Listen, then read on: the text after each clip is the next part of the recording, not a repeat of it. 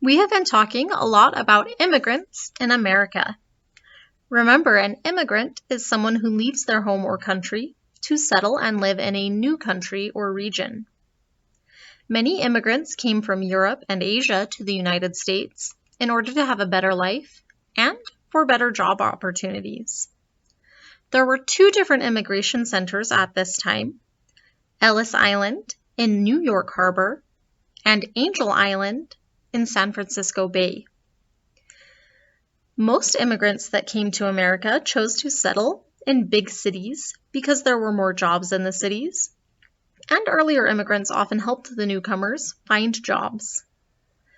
Many immigrants also chose to live near one another so that they could feel at home and support each other in finding jobs and learning English. Today's read aloud takes place in New York City. Remember, New York City is where Ellis Island was located and where the Statue of Liberty is located. Many immigrants who entered through Ellis Island settled in New York City. Some of the people that settled in New York City were Irish immigrants. Irish immigrants came from the country of Ireland. We can see Ireland here on our map in the red circle. It is thought that as many as 4.5 million Irish immigrated to the United States between the years 1820 and 1930. One push factor occurred in Ireland in 1840. In that year, the potato crop in Ireland, the main food crop there, suddenly died. When this happened, many people in Ireland had very little to eat. So many people decided to immigrate to the United States for a better life and better job opportunities.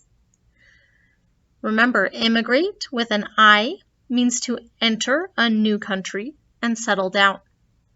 Today we'll talk about the word emigrate, spelled with an E.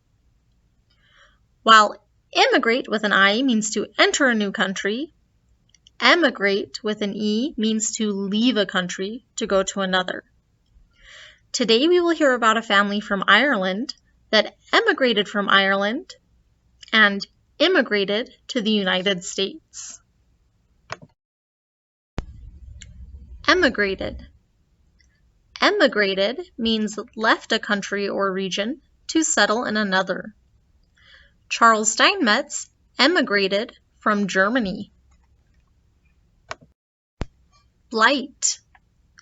Blight is a sudden and quick death of plants or crops caused by a disease. The blight killed the farmer's tomato crop.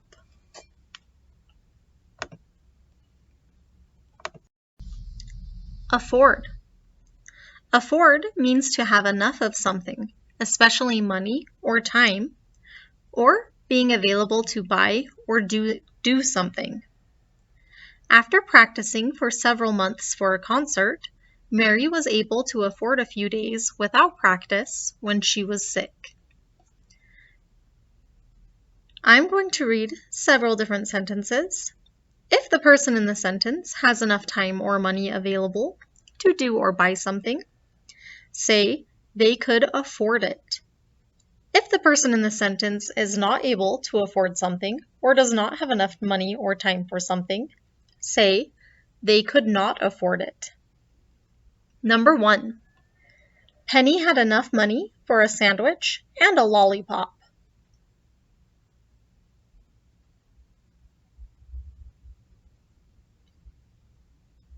Penny could afford the sandwich and the lollipop. 2. Graham wanted new seeds for his garden, but he did not have enough money to buy them.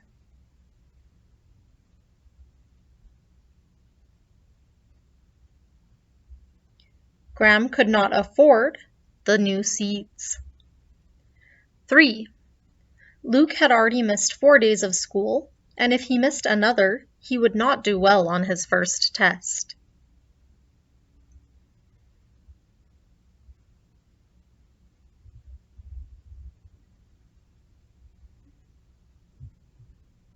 Luke could not afford to miss another day of school. 4.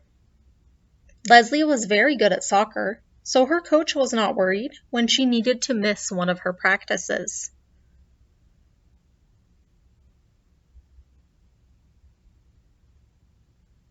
She could afford to miss the practice.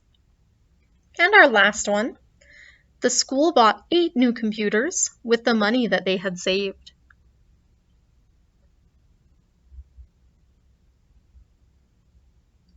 The school could afford the new computers. For once, Sean and Fiona Murphy were grateful for the crowds of people on their street in New York City. It was a freezing cold day in 1858, and all of those bodies helped block the powerful wind blowing in from the Hudson River. Fiona told Sean, "Let's go into Uncle Brendan's." And a minute later, they entered their uncle's little restaurant named Murphy's, after their family. The cold followed them in, so they quickly shut the door behind themselves. A familiar voice cried out, "Well now, look who the cat dragged in." It was Uncle Brendan. "It wasn't a cat," Sean laughed. "It was Fiona." "I'm hungry, Uncle Brendan." "You're a 15-year-old boy," his uncle answered. "You're always hungry.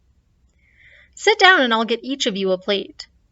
But Sean, don't eat so much that you leave nothing left for my paying customers." Just then, Aunt Kathleen came out from the kitchen and walked over. Quietly, she asked, "How's your ma?" Fiona grew serious. "Not so good, Auntie. She says she should be used to the cold after living in a drafty, one-room shack back in Ireland. But this New York winter is doing something to her. And you know Pa.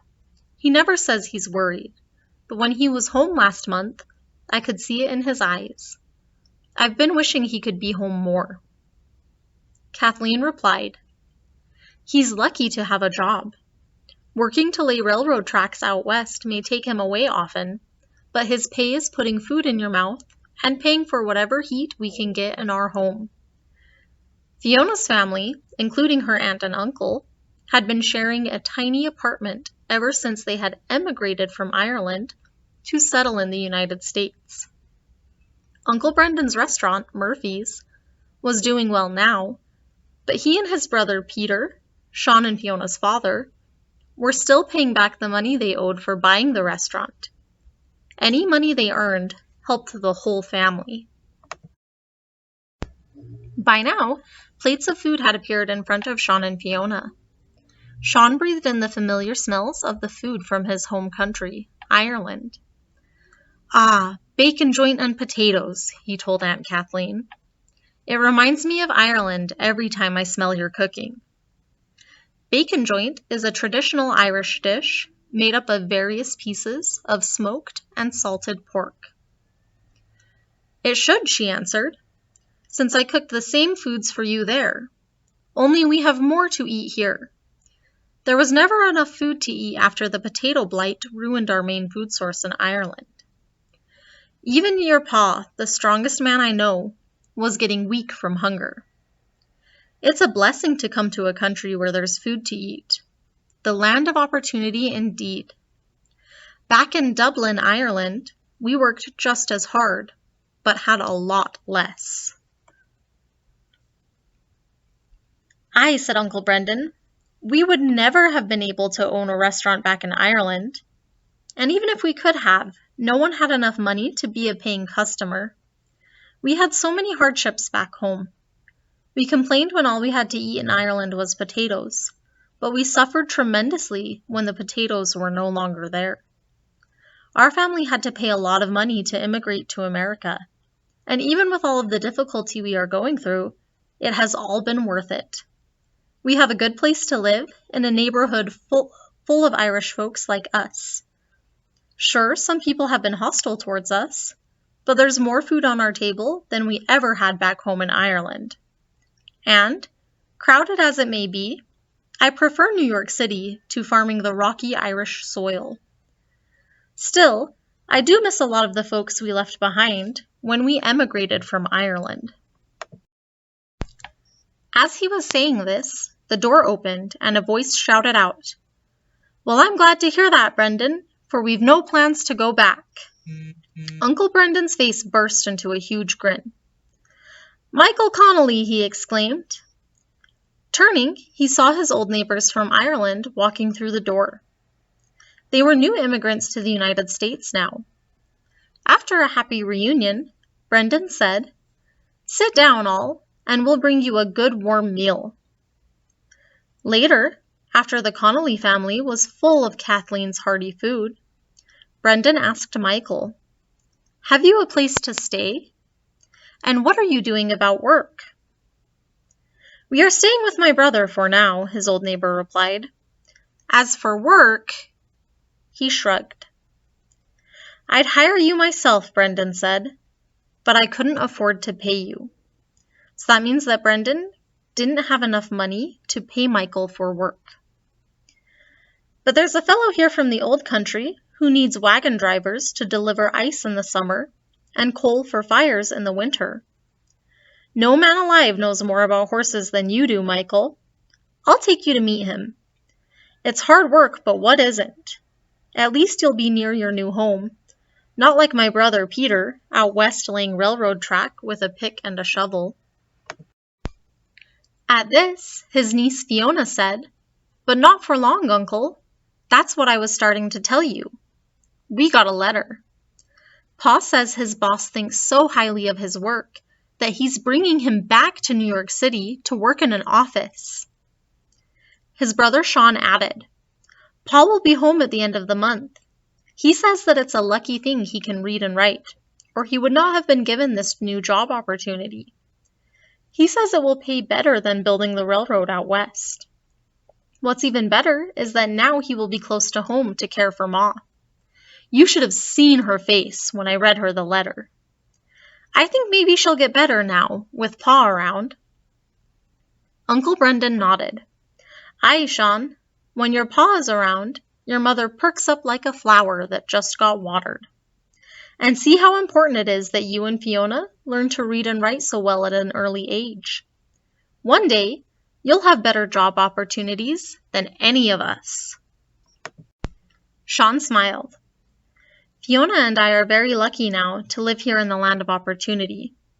But we will never forget where we came from and what sacrifices our family had to make to get here."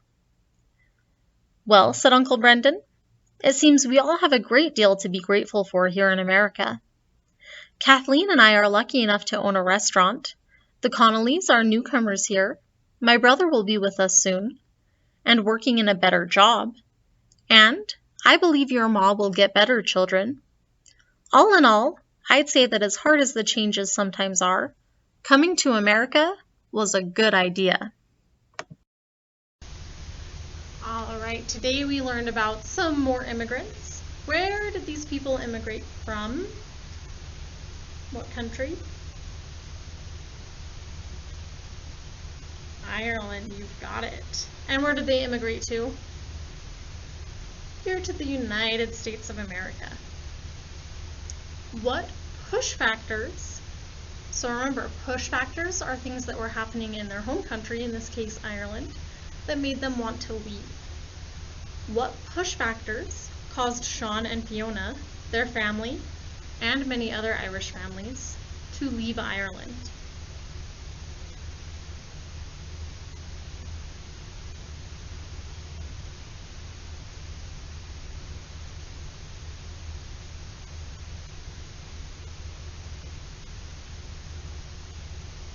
The big push factor for those people was the potato blight. And other factors were that they didn't have enough money and, of course, not enough food with the potato famine. What pull factors brought the Murphys to the United States?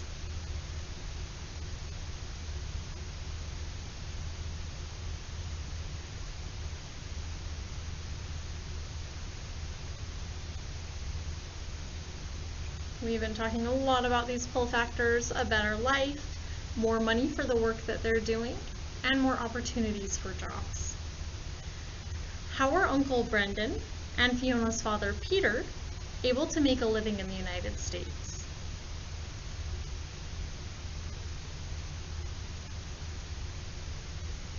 They did two different things. They owned a restaurant and they worked on the railroads. Remember we talked about the transcontinental railroad that crossed the country that was being built? After it was finished, lots of other railroads were being added so that people could move across the country more quickly. So they needed a lot of workers to help on those railroads. Why do you think the Murphys chose to settle in New York City?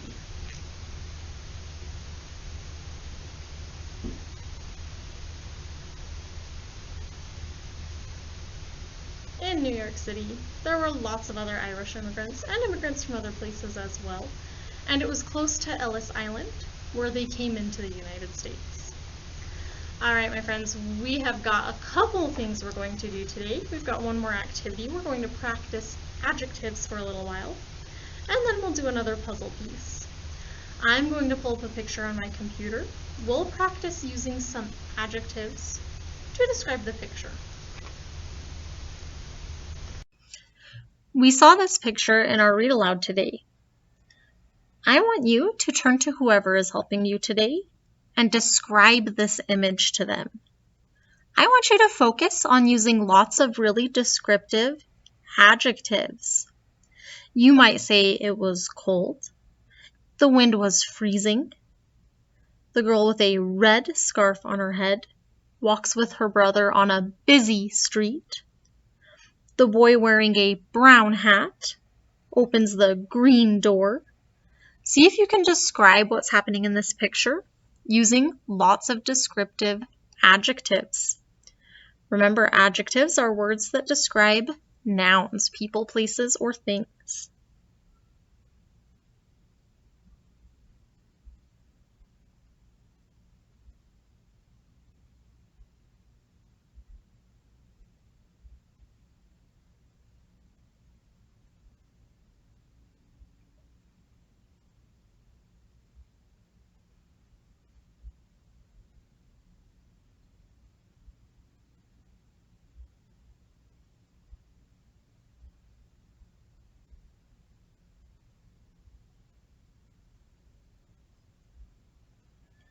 I'm going to reread one of the sentences from our read aloud. It was a freezing cold day in 1858, and all of those bodies helped block the powerful wind blowing in from the Hudson River. Do we have some adjectives in that sentence that tell us what kind of day it was?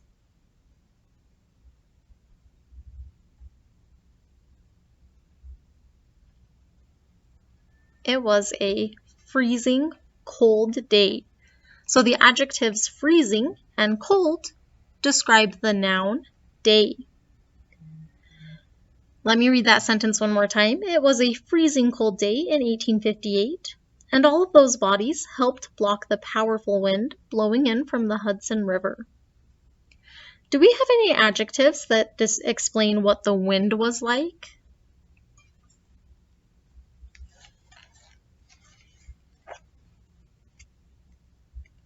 The wind was powerful. Turn to whoever is helping you one more time today. This time, I want you to tell them what the weather is like today. Again, see if you can use some good descriptive adjectives. What is the weather like today?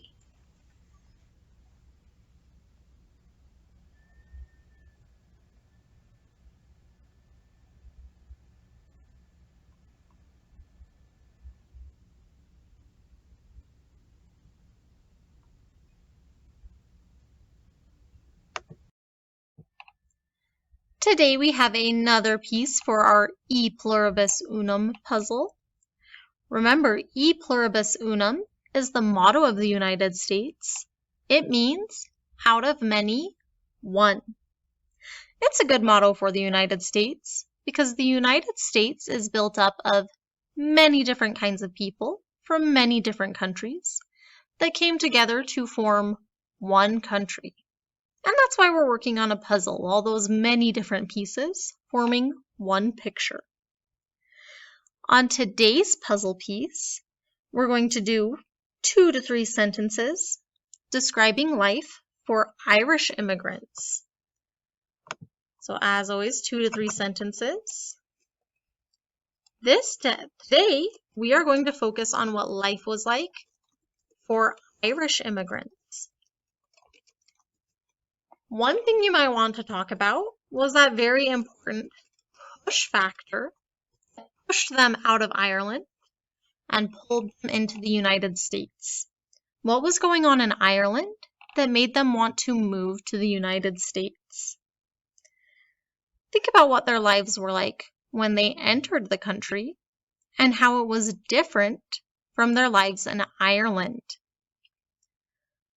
When you are finished with your 2 to 3 sentences, you may illustrate this puzzle piece if you would like to. If you would like to keep this puzzle piece so that you can complete your puzzle, you will want to save a copy before you turn it in, but make sure that you do turn it in after you've saved your copy. When it's turned in, you are all finished with knowledge today.